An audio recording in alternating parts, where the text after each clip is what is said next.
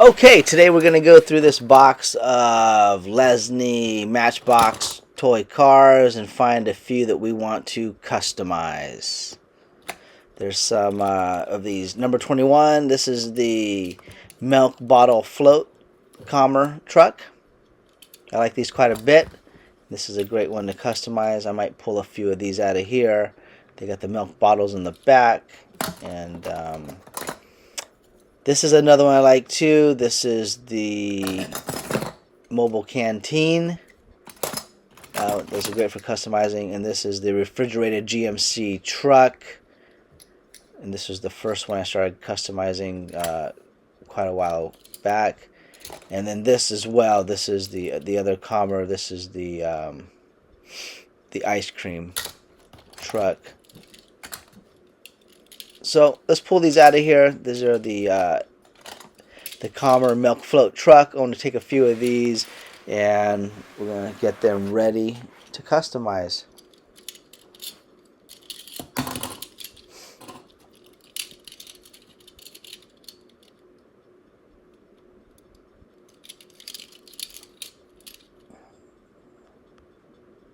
These are the Commer 21 bottle float truck made in the mid 1960s. Here are the 4 pieces that I pulled out of the box of trucks, and I'm going to customize at least 2 of them today.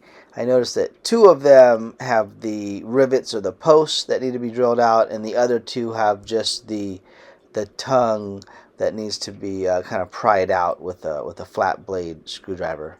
So here's a close-up of the 4. You can see the inside shows the back of the milk bottles, and of course one of the main things when I'm trying to find these, it's the windscreens or the windshields to make sure they are intact without any cracks or missing pieces. And these 4 all look pretty good.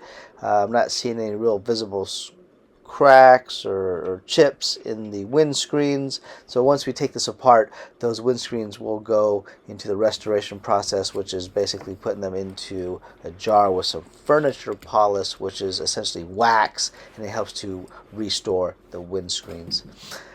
Here's the 4 pieces, and as you look at the bottom here, you'll notice that 2 of them I can pry open using a flat blade screwdriver like this, and it just, you put a little pressure on there and the base just pops out, as you'll see. Put a little pressure on this and yeah, there it goes. Pull this off. There's the base, right?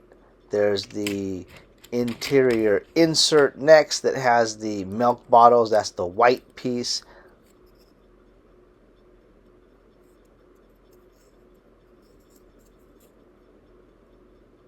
Next is the windscreen or the windshield piece that has the translucent piece. In this case, it's the green piece. I think they made this clear as well in prior models or versions of this model. And then here's the body. We're going to sand this down using our wire wheel to get it down to bare metal before we prep it for painting.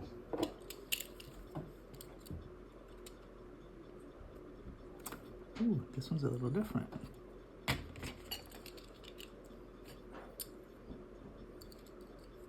Here you can see the comparison between the 2 different styles. One that has the rivets that would need to be drilled out in order to disassemble it. That's the one on the left. And the one on the right is the one I've already popped apart using a flat blade screwdriver. And that has the little tongue and little groove that you can pop out to disassemble it.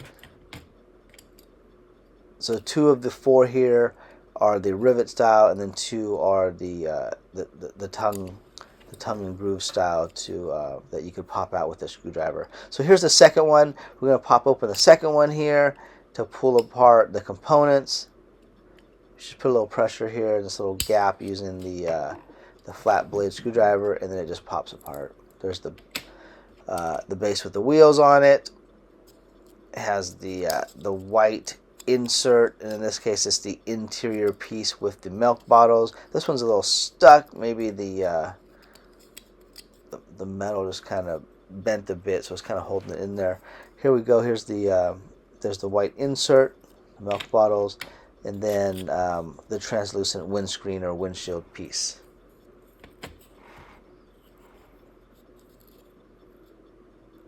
Yeah, once that goes into the furniture polish, that'll look like brand new. Here's the second body. We'll take these over to the wire wheel, the metal bodies, and get them down to bare metal soon to get them prepped for the next step, which would be painting.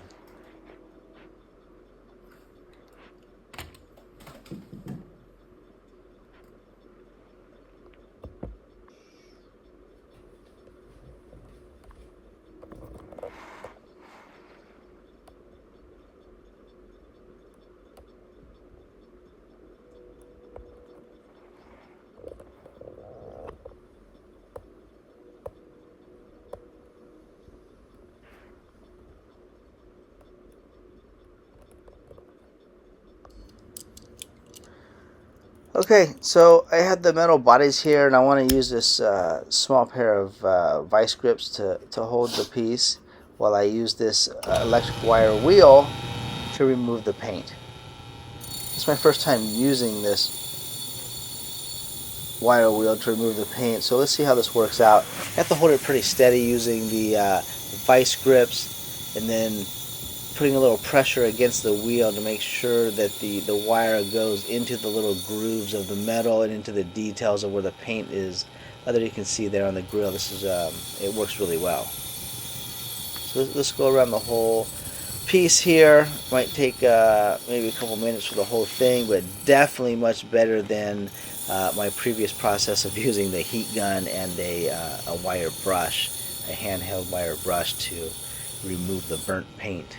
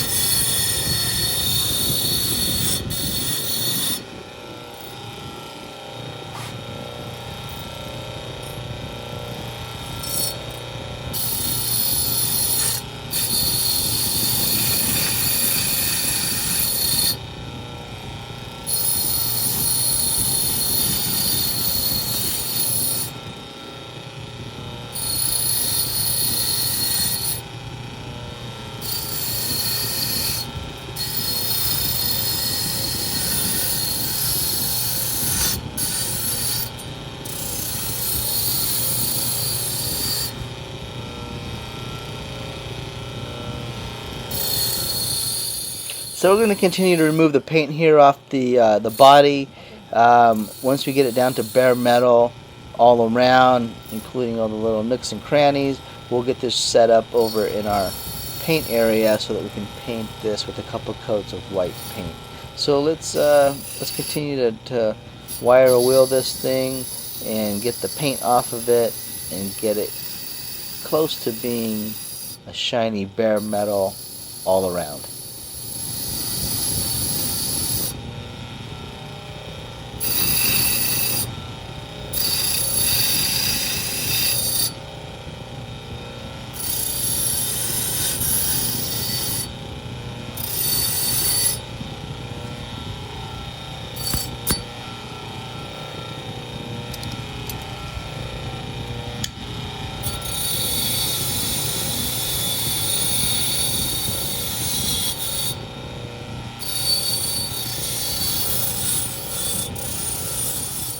Okay, so this is coming along really nice.